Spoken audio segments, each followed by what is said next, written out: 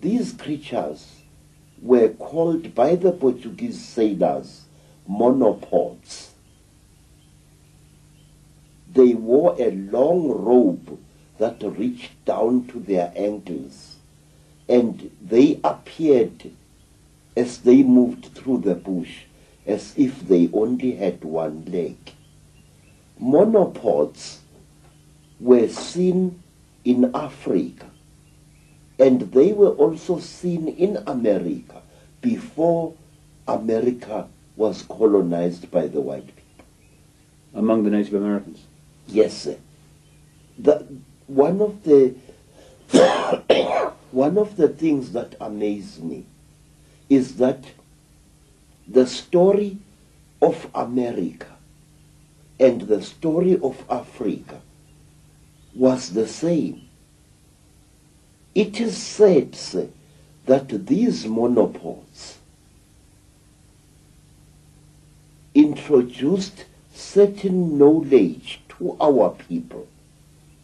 They actually prepared our people mentally for what was to come.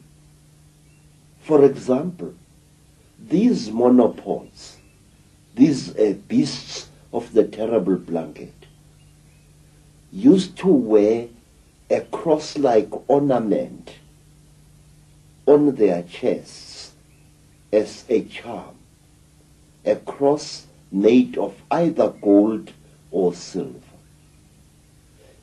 Doesn't it amaze you that when the Native Americans saw the cross painted on the sails of Christopher Columbus's ships, they recognized it as a sacred object? Let me tell you, sir, exactly the same happened in South Africa, where our people were made familiar with the cross long before the white man set foot in Africa.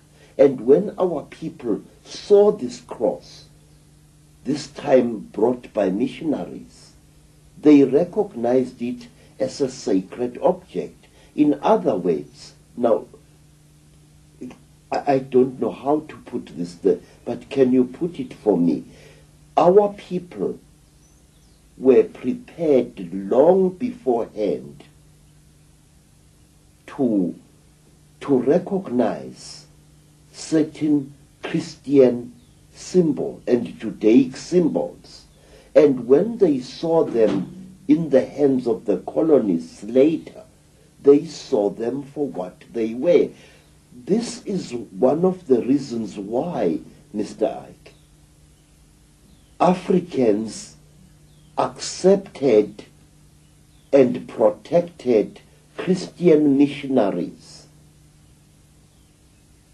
even while fighting a life and death struggle against white colonialism. How is it that a man would accept the religion of an invader while at the same time fighting a life and death battle against the encroachments that this invader was making into his native land? This happened in America, and this happened in Africa, and the sources of this acceptance were the same. I wish I could put this in much better English than I'm using now, because I feel it is important.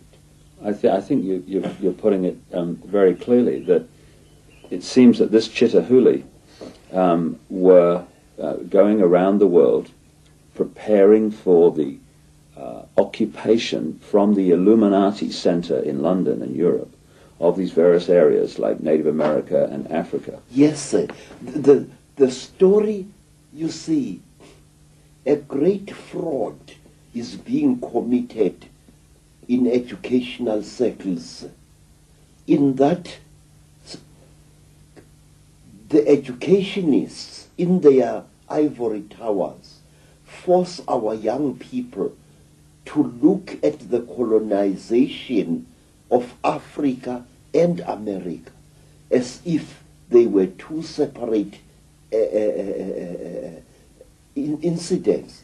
But certain factors in this colonization were the same in Africa and the same in America, and they achieved exactly the same results.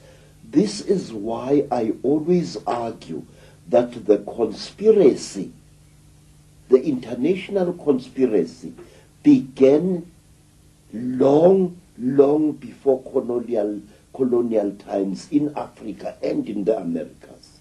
And the results were the same. Look at this. Here is the great Zulu king, Shaka. Shaka is a warrior second to none. Shaka is also a prophet second to none. Shaka welcomes white people to his empire of Natal. Shaka allows missionaries to operate freely through his country. And when Shaka dies, before Shaka died, he warned his half-brother Dinga that he must under no circumstances attack the white people, and that he must allow missionaries to operate freely amongst the Zulu people. In fact, during the reign of King Dinga, Shaka's half-brother, two missionaries, Reverend Halstead and Reverend Owen, had a mission station within sight of King Dinga's great village. But wait, sir, let me point out one thing. These missionaries were converting our people to Christianity, and they often went out of their way to criticize and undermine the king's authority in the eyes of their converts. In other words, we have an amazing phenomena here where a great king is being undermined by the very people he has allowed to preach freely in his country. Why? Not a single South African scholar has ever asked himself why. Why were our people so seemingly stupid as to allow a foreign religion into their country? Now, let me show you, sir, two horrendous tragedies. When the Belgians colonized the Congo, which is today the Democratic Republic of the Congo, King Leopold declared that the Congo was to be his personal property. And King Leopold and his men tortured and murdered several million black Congolese people in an act of genocide equal only to what the Nazis were later to do to the Jews. But under savage ill treatment, under savage torture and humiliation, the Congolese, virtual slaves in their country, still respected Christian missionaries and followed them and gained hope from them.